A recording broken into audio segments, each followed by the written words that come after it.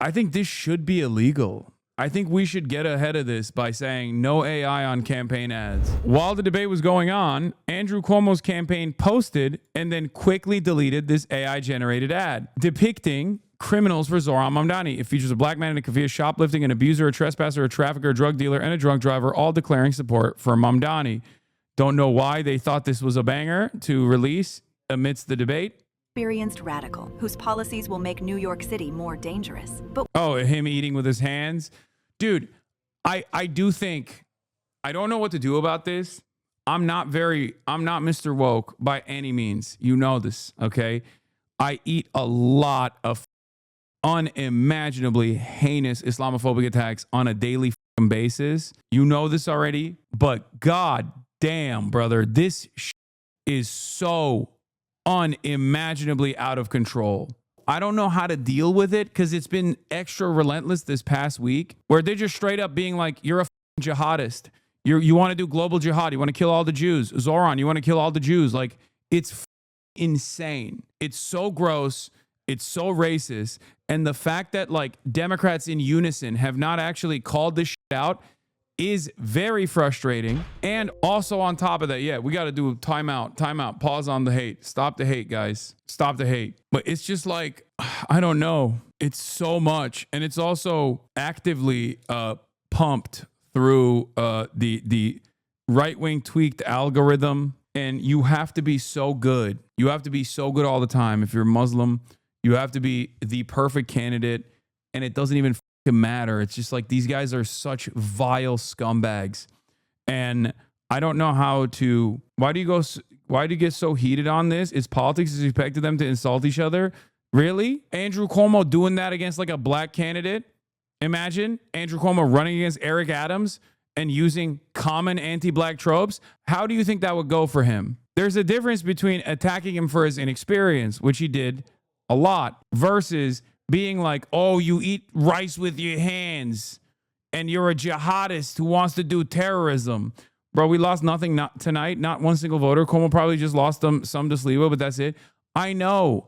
I'm just talking about something more important than this. Something more consequential than the impact of this singular night's debate performance. Brother, they literally consistently hit the you did 9/11, you and your boys did 9/11 notes over and over again. I can't even talk about like the institutional acceptance of Islamophobia without motherfuckers being like, why are you talking about how Zohran is losing? Like, he's not. He's gonna win. It's just very, very, very frustrating to see this.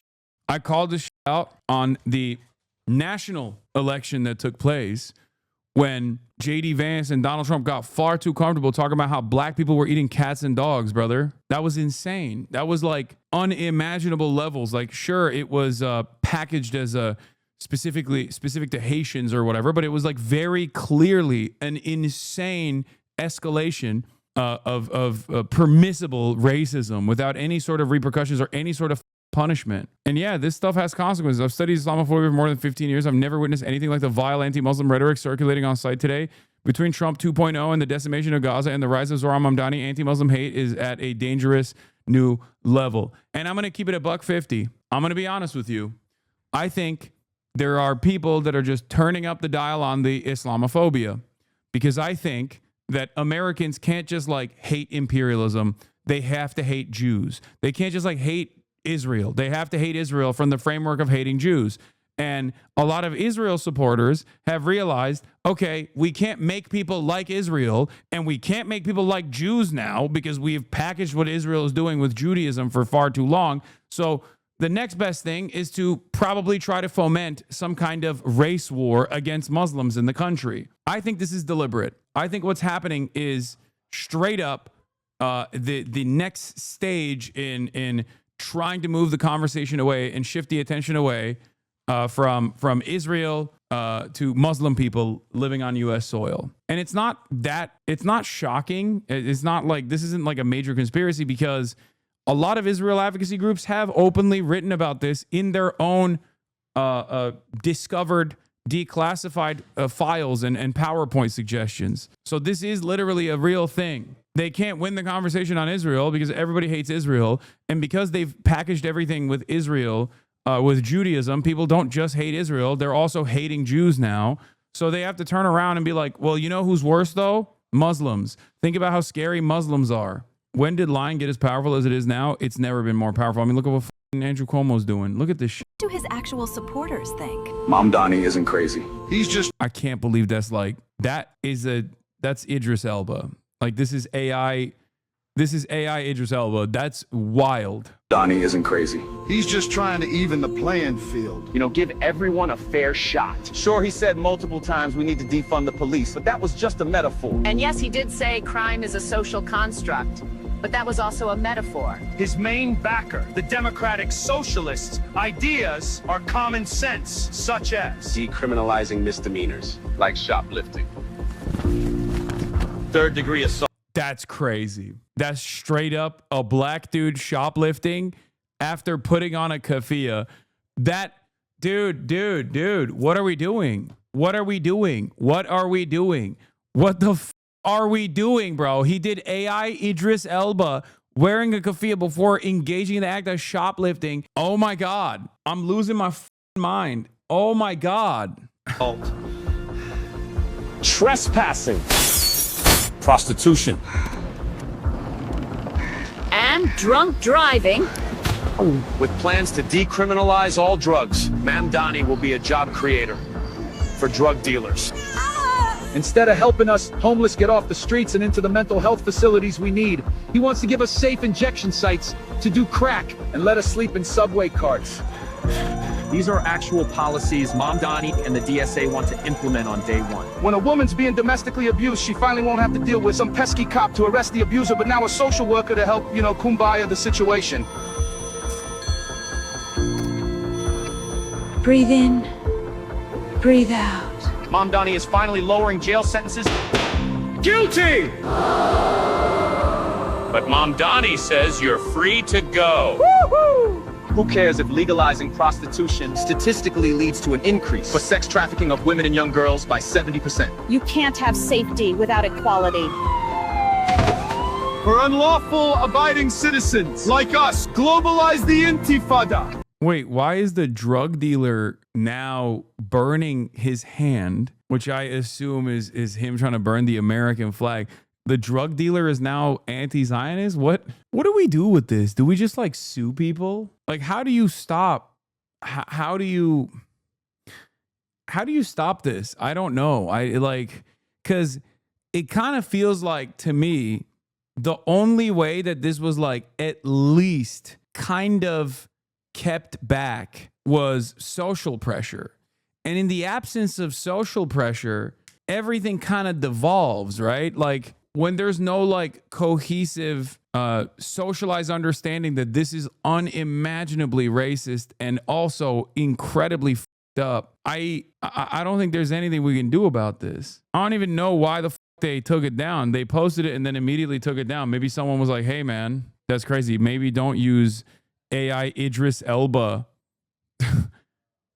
as a black man as doing shoplifting. I mean, I like that with AI now we can make like the anti-Semitic ads that the Nazis made, in the 30s, but this time they can move, you don't even need to hire actors or anything. You could just like prompt it. Yeah, it's not just Idris Elba. It's like a mixture of like, because AI aggregates, right? They take like different facial features. It's basically like a little bit of Idris Elba, maybe a little bit of Jamie Foxx, but like it's like in that same range. I'm not saying it's like a 1-to-1. I mean, it's obviously also fucked up that like they prompted it to be like black guy puts on keffiyeh to steal. One problem with AI generated ads is that removing all friction in the creative process cuts out so many opportunities for different people to question if this is really a good idea. Yeah, Cuomo campaign posted and deleted his video of AI Zohran supporters, including this black guy who wants to decriminalize shoplifting and the dead-eyed drunk driver in the below post. Abiding citizens like us, globalize the intifada. I'm a criminal. I'm a criminal.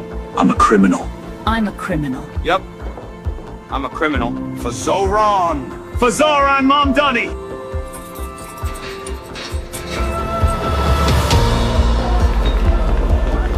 I didn't have a real job until I was 30, but sure, give me the keys to the city. What's the worst that can happen? Paid for by Cuomo for NYC.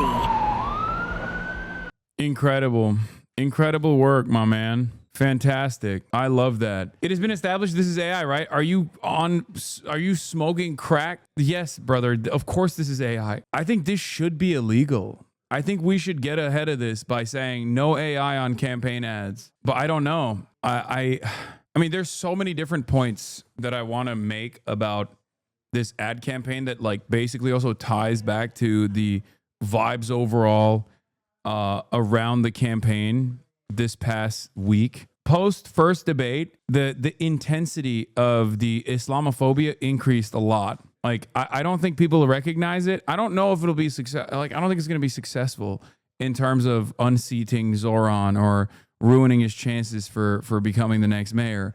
But I think it's a more consequential problem than that overall, because I just think people are straight up becoming way more open with their racist tendencies, racist behaviors. And it's not just for Muslims either. I'm just talking about Islamophobia right now because like Zohran is Muslim, but it is pretty crazy to see how hard they are going. Like when they have nothing, transphobia, anti-black sentiments, just everything, anti-immigrant, white nativist, white supremacist attitudes all over the place. And for the record, when people talk to, why don't you react to Flagrant? I'll do it tomorrow.